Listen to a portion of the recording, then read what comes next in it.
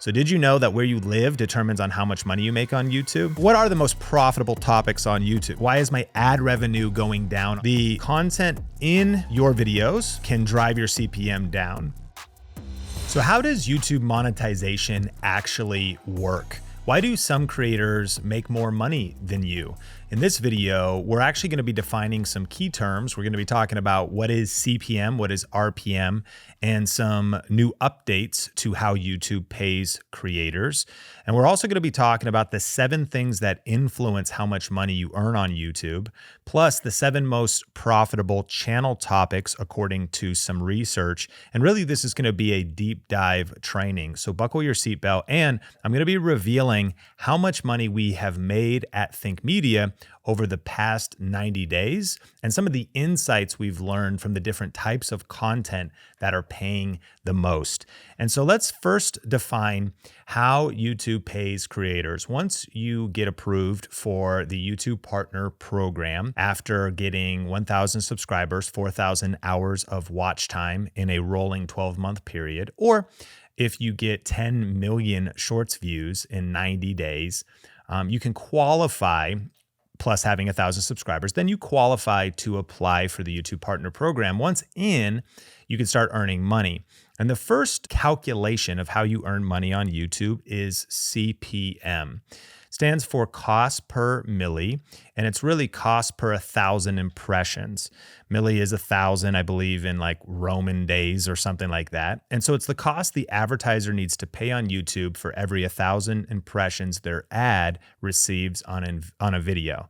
Now, an impression doesn't mean they've clicked through on the video. It just means that the ad was actually seen. There's an additional type of CPM, though, called playback-based CPM. So rather than calculating the cost an advertiser pays for 1,000 impressions, playback CPM calculates the cost an advertiser pays for 1,000 video playbacks where the ad is displayed. So let's simplify. What is CPM? CPM is basically the amount of money an advertiser is willing to pay to advertise on your videos. And this varies by industry, and we're going to clarify some of the highest paying industries, all the different details. And to be clear, this is the total amount of money that YouTube collects from a business or a brand that pays to advertise with them before there's any kind of split. And so it's being measured by 1,000 impressions and 1,000 video views. And it's also, I think, important to know that just because, let's say, you get 1,000 views, it doesn't mean an ad actually plays. Sometimes people use ad blocker. YouTube doesn't always force ads to play. Even if you check every box of monetization, it doesn't mean an ad will play. So without getting too much into the weeds, it's just if you're ever like, well, I got 100,000 views, shouldn't those all count towards monetization? Well, if it's playback based, it means that actually the advertiser is playing when their ad is actually displayed. So then there's a second term, like what's the difference between CPM and RPM? Well, if CPM is how much money YouTube gets total, so let's say a brand is like, I'm going to give you $100. RPM is how much money you, the creator, get. So YouTube typically, they say, is going to take 55%. Or rather, actually, we'll hit these numbers later, and we'll actually maybe reveal why this isn't true. But what YouTube says is that YouTube will pay 55% of net revenues to creators. So they take 45, you get 55. We're going to dispel some myths later because I actually don't think that that is true. But you let me know if you're watching the video version of this podcast in the YouTube comments, what your experience has been in terms of like how much money you earn. But let's break it down. CPM is let's say YouTube, the YouTube collects $100 from a business. Well, then they would pay the creator, let's say $45 of that transaction, or it could be 30 or 50 or 60. But your RPM is how much represents the amount of money you've earned per 1,000 views. So RPM is kind of the more important number in a way. Both actually are worth measuring, but RPM, when it really comes to being able to pay your bills, pay your mortgage, you're gonna need the money you actually collect, not just the money that YouTube collects. You're gonna need YouTube to get some money from a business, and then they're gonna give you your cut, and your cut is what you can actually deposit in the bank. Problem with RPM though, is that RPM is actually based on several revenue sources. And I don't know if YouTube did this to mess with us, but it can be kind of confusing because it is YouTube ads. That would be the clearest, but it's also channel memberships. It's also YouTube premium revenue. It's also super chats, and it's also super stickers. Now, what's kind of nice at Think Media is these are not really income streams we lean on. We don't do channel memberships. We do earn YouTube premium revenue, and that so would everybody who's monetized. It just means viewers that have YouTube premium, ads are not being served to them. You pay for YouTube premium to avoid ads. I'm a YouTube premium user. So when I watch YouTube videos, every video I watch, if it's monetized, gets a cut of the pool of YouTube premium revenue. I know, are we geeky yet? Buckle your seatbelt because we're really getting into the weeds here, but this is a deep dive training. And so the problem with RPM is you could be like, oh, cool, my RPM is really high. Well, if you're getting super chats, you're getting channel memberships, in my opinion, it kind of dilutes the number. Like I want to know what I'm just getting in the ads relationship. And I would love to just separate out these other streams of revenue. So here's a question. How much are creators actually earning? And Business Insider did an article. This will be a range. And we're going to talk about why this could be higher and lower. I know we have an international audience, different countries, different demos. They earn different amounts of money. But here's what Business Insider revealed. And these were RPM metrics. Creators said they got paid between $1.61 and $29.30 for 1,000 views on their long form videos. That's a big range. And that's the RPM. That's how much they actually earned. So depending on the niche or the topic, 29 is an insanely high RPM and 161 is not even necessarily terrible, but is obviously on the lower end. And depending on the niche or the quality of the content, it could be even lower. Let's try to simplify some things. Bottom line, if you ultimately were earning $2 per 1,000 views, and you got 1 million views and they were all monetized, you would earn $2,000. If you had a $2 CPM, you would actually, YouTube would take like half of that and you'd get the other half of it. So you get it, like RPM is how much you keep, CPM is the total amount that you share with YouTube. So if you had a $30 RPM and you got 1 million views, you would make $30,000. So these things really matter, obviously, in terms of how much is possible to earn. And the questions are, how do we increase this? And what are the best types of content? Now, in this Business Insider article, they also discovered that shorts make a lot less money. And the average there was creators were earning between 4 cents to 6 cents RPM for 1,000 views. And we've experienced that at Think Media. We earn 6 cents for 1,000 views at Think Media. That's our RPM on our shorts. But our RPM on our long form videos is much higher. And so in just a second, we're going to get into the 7 things that affect CPM, RPM, how to raise it. We're going to get into the most profitable niches. But let me reveal some numbers that only I know. And these are just Think Media numbers. At the time of recording the Think Media podcast episode that we're doing, this is January 2023 through almost the end of April. Not quite the end of April. There's 5 or 6 days left. Okay. So when I set a date range inside of my YouTube analytics, it'll fluctuate these numbers. This is a way to measure it. So I actually was able to go back and look at January, February, and March, and the RPM changed every month. But this is then when you use your YouTube analytics, you set a date range. I set a date range for roughly 3 months on our Think Media channel in 2023. Our videos had an RPM of $7.98. So for every 1,000 views, that's how much we get to keep on our videos.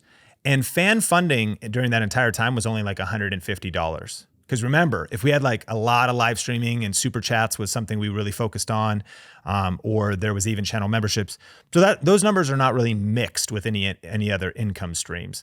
That's all just the amount of money we're earning from ads on our videos. Our shorts during the last 90 days earned 6 cents. And our live streams had an RPM of $15.27.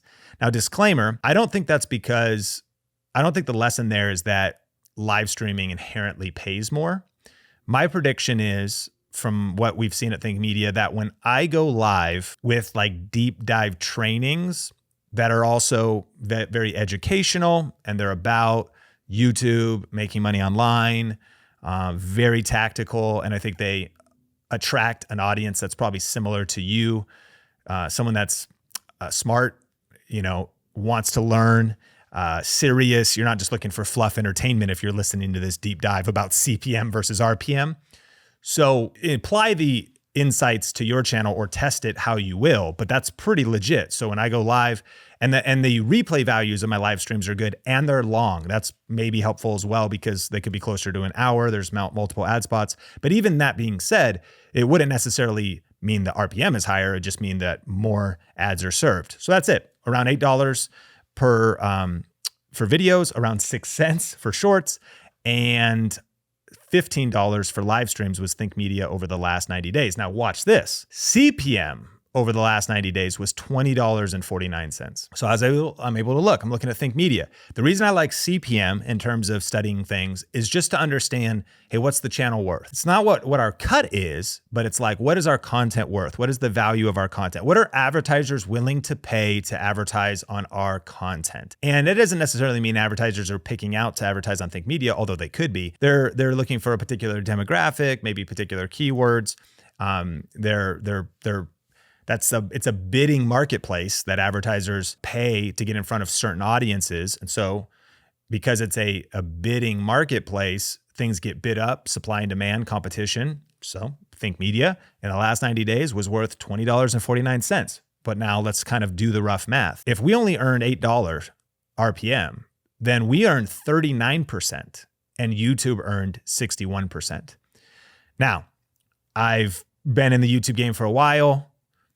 As far as I'm concerned, to me, that doesn't seem to be that YouTube will pay me 55% of net revenues. Apparently, I'm getting paid 39% of net revenues. Now, if you're watching this, or especially if you're listening to this, you can't really comment on the audio platforms. But if you're watching this, leave me a comment because maybe there's something I don't know. If you're from YouTube, I'd love to understand this more. And by the way, I ain't even mad about it, but we earned 39% according to my horrible math probably, and YouTube took 61%.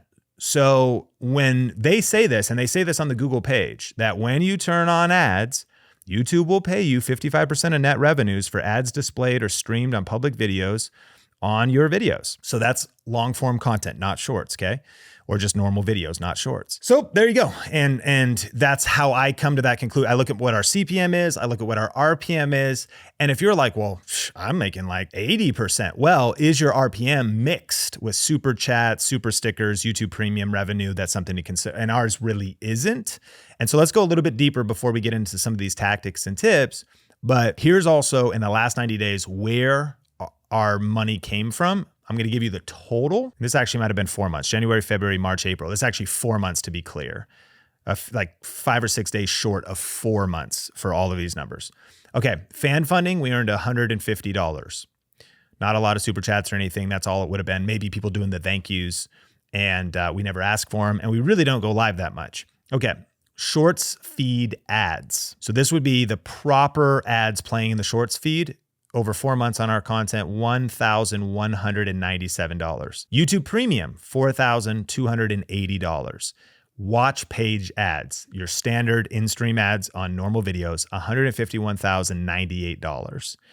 So in Think Media's case, our normal videos with our close to $8 RPM, that's where the game is in terms of making real money from YouTube ad revenue. The total for almost 4 months in 2023 for Think Media was $156,727.21. Not too bad. So, and as you can imagine, it's good money, but Think Media is also not a solo YouTube creator anymore. We have multiple creators, editors helping now, graphic design. So it is also kind of important for a channel like ours. That's if you could imagine the same kind of content or the same kind of numbers or the same kind of reach. I don't actually have the amount of views that we got in that time, forgive me, because that would be interesting as well, but at least gives you kind of an idea, CPM, RPM. And so let's talk about then ultimately what influences how you could raise your CPM. Remember, that's not how much you get to keep, but nevertheless, let's make that top line number as high as possible. And you can't affect the percentages in the middle, right? The RPM, like how much YouTube's going to give you a cut, I can't think of one activity I could do. But if I can get a higher CPM, meaning what advertisers are willing to pay, then YouTube is going to distribute whatever they want to me. And the caveat for this whole thing is why I 100% recommend you monetize in other ways other than ad revenue. Like if you haven't watched our free class at thinkmasterclass.com, you definitely want to diversify your income. That's actually why I'm not mad about it. Creators probably are a lot more angry about some of these things. Like, wait a minute, I didn't get 55%. Why is this going up? Why is this going down? You got to take your destiny into your own hands. You cannot put the keys to your kingdom in the hands of YouTube ultimately. Nothing but love and gratitude for this free platform, for the opportunity to reach people, for all of the cool technology, upload 1080, 4K content, 8K content, reach people. YouTube's amazing. And I don't think we should feel grateful, not entitled. But I think where a lot of anxiety comes is if you only rely on YouTube ad revenue, it's going to be hard to sleep at night, even if you're really successful, because it can be high, it can go up and down. But nevertheless, $156,727 is a big piece of, maybe not even a big piece, it is a significant piece of our Think Media ecosystem. So how can we grow our CPM, and how can you increase the CPM on your YouTube channel? Number one, the geographic location listed on your channel. So did you know that where you live determines on how much money you make on YouTube? Some countries have larger economies than others, and that abundance translates to YouTube. Now, actually, by the way, vidIQ did a cool article, and that's where I pulled these 7 things and combined it with some of my other research. I will admit that you might feel limited by, okay, well, my country pays a lower amount of money, but my studies have revealed that it's actually where your audience is a little bit more than where your actual channel is listed. Like, for example, what if I started going nomadic and I started traveling the world and I'm uploading in Thailand and Vietnam and Australia and I'm just traveling, but Think Media is based in the United States? Maybe it's where your channel is started, but the big key is where your viewers and what is the economic spending of your viewers. In fact, who do advertisers want to reach? But number one is geographic location of your channel. Number two is the age of your audience. Advertisers want to be where money flows. So what is their age? Think about this in terms of their buying power and then their buying behavior. Not only how much buying power do they have, how much disposable income do they have, and what is their buying behavior? This is why you might say, well, I wish rich people watched my content on YouTube. Are you creating content that attracts affluent people? This is why getting clear on your target audience and reverse engineering the kind of content you create is key. And advertising ultimately is about getting the right message in front of the right people. Put on the shoes and put on the spectacles of the advertiser, the brand or business that wants to reach a target audience. Would they want to advertise on your channel? And besides your channel topic, in terms of the quality of your content or who you're talking to or who's watching, whose attention can you hold? Whose respect can you hold? It's the challenge of, like, you as a 20-year-old life coach, you may not actually be influencing a lot of 40 and 50-year-olds. They just might not trust you to coach them on life, which is fine. It would be just being aware of, okay, the content I'm creating, who's it actually influencing? Now, if you were a 20-year-old curator of financial experts like Warren Buffett and Charlie Munger, and you were doing a faceless channel, the audience consuming that content might be people in their 35 and above, 45, 55, that want to learn tips on investing, and therefore you're getting paid more because you're talking about personal finance, because advertisers want to get in front of people that are watching that content. So there's different ways to look at, okay, who's watching my content? What's the geographic location? What is the age of my audience? 3, what is your YouTube niche or industry? So what are the most profitable topics on YouTube? Now, there are many, and there's a lot of opportunity, but there was some research done by a creator that discovered 7 niches that make the most money. And here they are: health, business, investing, auto reviews, real estate, insurance, and online marketing. And this data was collected by studying CPMs in different niches across Russia, the US, Canada, the UK, Germany, Australia, and India. So global, deep dive study. What are the highest CPMs? Health, business, investing, auto reviews, real estate, insurance, and online marketing. So what are the most profitable topics on YouTube? Now, if you were trying to financially position your channel to have the greatest advantage, it would be smart to pick a high-paying industry, not just for CPM perhaps, but because of brand deals, sponsorships, and other opportunities. It doesn't mean, however, though, that you'd have to be in one of those 7. I think you understand that, but it could also speak to the financial upside or lack of upside, at least in terms of how much you're going to make from ad revenue. So one of the questions that you should be thinking is how much are businesses willing to pay to advertise to this demographic? If you think about it, if it's auto reviews, someone's actually going to buy a car, and if it was a loan product of some kind, perhaps, or if it was insurance of something like that, that'd be a lucrative audience to advertise in front of. It might be harder to sell auto insurance on a Minecraft playthrough video. So again, that's the thinking we want to develop.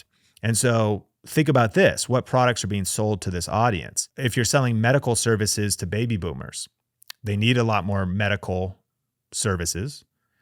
Medical and health services are incredibly expensive. Think about cancer treatments. So sometimes the CPMs of the health industry can be $50, $60, $80, $100 plus. People that are doing investments or getting loans to Gen X. So now we're combining just age and industry. What about SaaS solutions for business owners? SaaS stands for software as a service. What about luxury cars? What kind of content has an audience that would purchase luxury cars? And then what about fast fashion and drugstore makeup? What kind of content maybe does have a high margin business still, but it's more like, even if it's more affordable products, fashion makeup? What about app downloads to gamers with in-app purchases?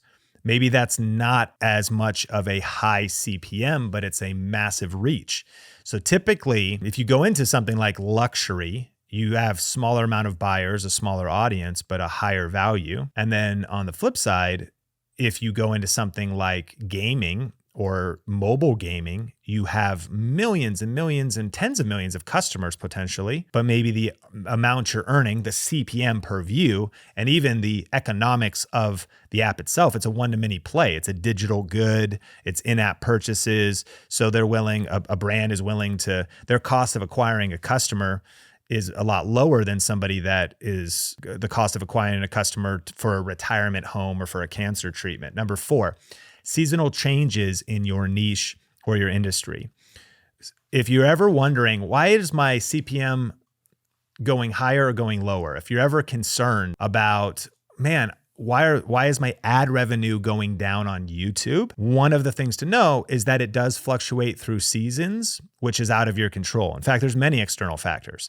Some certain seasons it just goes down. There's also times when advertisers spend more, they spend less. There's times when the US government was printing insane amounts of money and the whole stock market and businesses and everything was just getting absolutely inflated. And so everything inflates during a season like that. Unless you are Jerome Powell and you work at the Fed, you can't really influence that. So there's certain seasonal things, and then certain niches go up or down. So perhaps in January, you have a fitness channel or health, and it's related to somebody thinking new year, new you. And lots of people want to get in front of them at the end of December and the end of January with health products, because people are thinking diet, they're thinking lose weight, they're thinking get fit, they're thinking productivity, they're thinking goal setting. And so your content might go through the roof during that time.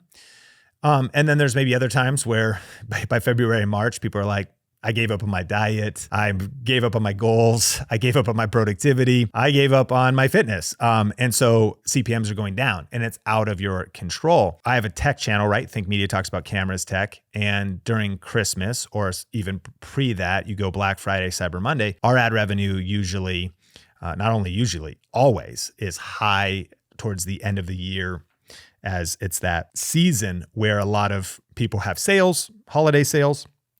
So that's number 4. Number 5, the types of ads placed on your videos. When you get monetized and you upload a video, you can say turn on ads, and then you can go into monetization and you can check boxes of the type of ads you want played on your videos.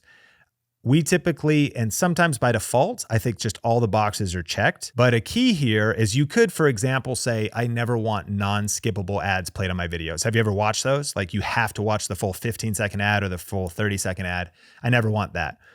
I only want skippable. What I've learned is I just check them all, because what I've also learned is they just don't always play. Like YouTube is curating the viewer's experience. They want to push ads to make money, because that is how YouTube, owned by Alphabet, the parent company of YouTube and Google, that's how they make money. But they also don't want to spam people with so many ads that they lose goodwill. And it's probably attention that's constantly being managed. That's just why non-skippable ads are not always playing, or it's up to YouTube basically. So I just check all the boxes, but here's a key.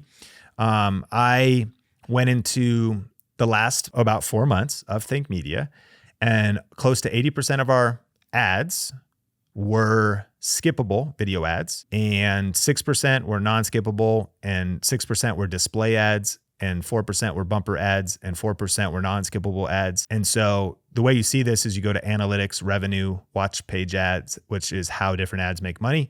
And if you say, Sean, why does this matter, or what should I do to influence this? I would say probably nothing. I personally would just check all the boxes and let YouTube do its thing and focus on making your next best video. But the key is that different ads pay different amounts. Number 6, made for kids content. If you check the box that this content was made for kids, and if the content was made for kids, you should check the box. A couple years ago, YouTube was fined $170 million for violating the Children's Online Privacy Act. This law states that websites can't collect personal information from users under 13 years of age. So that means that if you have a kids channel, it essentially means that you're going to make less ad revenue. So YouTube isn't allowed to collect personal data from most children or from children. And as a result, those views are not going to be as targeted as other views. What does that mean? It means that users that are over 13, you've probably seen this, all the websites you're going to, all your activity on Google, all the other watch history of videos you're watching, everything you're doing, even other data about you through all kinds of different tactics. Google knows a lot. Meta knows a lot about maybe how much money you make roughly, or what your habits are. They know a lot about you, right? And it's a whole privacy conversation. But what the law states, the Children's Online Privacy Act, is that businesses are not allowed to collect that information about people under 13. Okay, so if that's true, all these advertisers are willing to pay $100 CPMs to reach baby boomers, because that are maybe even of a certain economic level, to get a certain medical solution in front of them. Cool. Kids, they go, okay, we know these are children, but that's all we know. Like, we know they're under 13, so it just does not command as high of CPMs. So the bottom line is just like, if your content is for people under 13, you should check the box that this content is made for kids. But if you have a kids channel, that is a factor that could be driving your YouTube CPM way down. And don't sweat it. I know that could be stressful. I wish the world was different. Wishing things were different than they are has turned out to never really be much of an effective strategy. I think you just kind of embrace the reality. Well, should I not do a kids channel? Well, that's up to you. But if you can put out great kids content, you could get millions and millions of views. You could still make good money. If you put out great kids content, I hope Blippi is checking the box for made for kids, because I think it is. And obviously it's a pretty crazy case study, but Blippi's he's got the fake Blippi. You know that guy? Have you seen him? Like, it's not the real Blippi. I happen to be a Blippi expert now that I have a 2.5-year-old. You've got Blippi's YouTube channel not only blew up, he hustled, he started building it, but then you've got action figures, you've got biz dev, you've got Netflix shows. Now you have Blippi and Mika. You have all of this. He's scaled an empire. Well, you can build your empire as well. So remember that CPM is not everything and ads are not everything. Building a brand, becoming known. At the end of his episode, he goes, let's spell it out together. If you're ever looking for more Blippi, let's do it. Blippi. Like, my son doesn't even know how to spell or letters or words, and he knows how to spell Blippi and find him on my smart TV. Like, branding, right? And so even if your CPM is driven down because of kids content, it's okay. We're going to be okay. You can adapt and create the ideal strategy for your YouTube business model, your target audience. However, these 7 things could be very helpful for us, right? For making informed decisions about our content in the future. Number 7, how safe are your videos for viewing? The content in your videos can drive your CPM down. So there's an article that Google has out of what content is not suitable for ads or will result in limited or no ads when it comes to monetization. So there's two things that could happen if you have questionable content in your videos. Number one, ads are just disallowed completely. Or number two, they're limited or no ads, which typically tanks you might make it, instead of making 10 or 20 grand a video for big creators, they'll make 2 grand, significantly throttled amount of money. So here are some of the main topics that are not advertiser friendly. And this is not even an exhaustive list, but it's quite a bit of things. So these things can drive down how much money you earn from YouTube. Inappropriate language, violence, adult content, shocking content, harmful or dangerous acts, hateful or derogatory content, recreational drugs and drug-related content, firearms-related content, controversial issues, sensitive events, incendiary or demeaning content, tobacco-related content, and adult themes in family content. So the summary there is PG-13, family-friendly content is going to have the greatest opportunity for the most ads. This is a whole conversation in and of itself, because some creators who have more adult themed content they say, well, there's a lot of brands or businesses that would want to reach our audience. But my rebuttal to that would be, yeah, and that's why you can do brand deals. And that's why you can do your own thing and you can build your own platforms other places, or you build an email list and you can sell email drops to sponsors. But I empathize. I mean, I see the frustration is sometimes these things are unclear, or sometimes you don't know why your video has limited or no ads. But nevertheless, if you want the safest bet of not having limited ads on your YouTube videos, then being thoughtful of those types of keeping inappropriate language and violence and harmful content out of your videos would be an important factor for just avoiding any of that drama and any of that trauma. So ultimately, what questions do you still have about monetization? Let me know, especially if you watch this on YouTube where you're able to comment. If you are part of our audio community, then it would mean the world to me if you reviewed the podcast on Spotify or you left a review and rated this on Apple. Seriously, if you got value out of this episode, that would go a long way for all the research that went into it.